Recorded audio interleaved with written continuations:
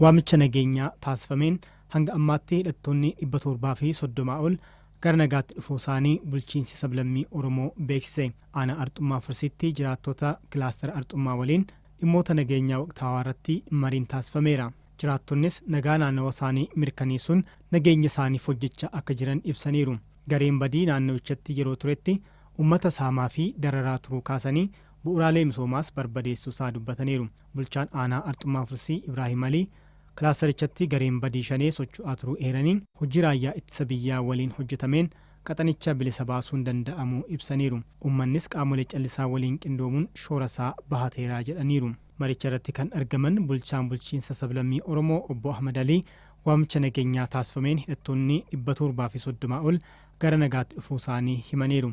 Ammallee kanneen naannawa daangaatti socho'aa jiran waamicha nageenyaa dhihaate fudhachuun gara nagaatti akka dhufaniif gaafataniiru. Filannoo nageenyaa kana duubatti dhiisuun uummata kanneen jeeqan irratti garuu hojiin seera kabachiisuu itti fufaa jedhaniiru.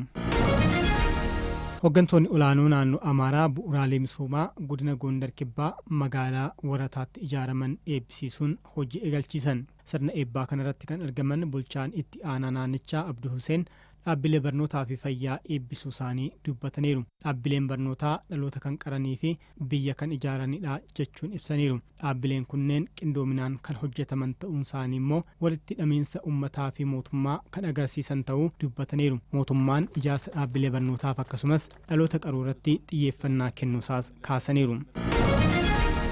Biiroon dhimma dubartootaa daa'immanii fi hawaasummaa naannoo Amaaraa dubartoonni hooggansarra jiran rakkoo waqtaawaa naannichatti jiruun dhiibbaa xiinsammuu keessaa akka bahaniif kan kaayyeffate leenjii hooggansaa yeroo jeequmsaa fi irraa dandamachuu dandeessu magaalaa Dasseetti kenneera.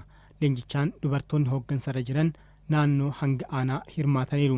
Itti gaafatamtuun biiroo dhimma dubartootaa daa'immanii fi hawaasummaa naannoo Amaaraa Birtukaan Sisaay rakkoon nageenya naannichaatti uumame caalaatti dubartoota irratti dhiibbaa xiinsammuu geessisuusaa ibsaniiru. Dhiibbaa rakkoo waqtaawaan gahu kana ittisuu keessatti gaheen dubartootaa hooggansarra jiranii olaanaa ta'uu eeranii leenjiin kun kennamuunsaa immoo hojii isaanii miira haaraan bu'aa qabeessummaan raawwachuuf isaan dandeessisaa jedhaniiru. Leenjichaan boodas naannawa deebi'anitti kutaalee hawaasaa rakkoof saaxilamaniif deeggarsa barbaachisuu akka taasisaniif isaan dandeessisaa jedhaniiru.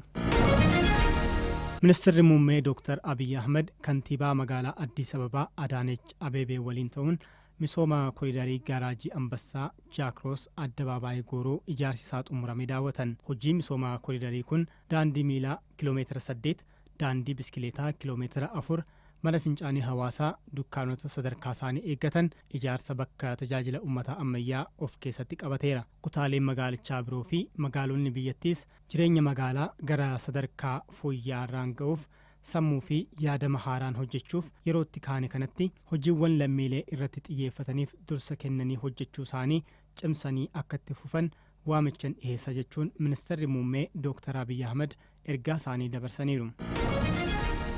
በታለመላቸው ጊዜ እና ጥራት እና የፋይናንስ መጠን እየተጠናቀቁ ያለበት ሁኔታ ነው ያለው። በአብዛኛው ባለፈው ተጠናቆ የተመረቁበትና አገልግሎት እየሰጡ ነው ያሉት።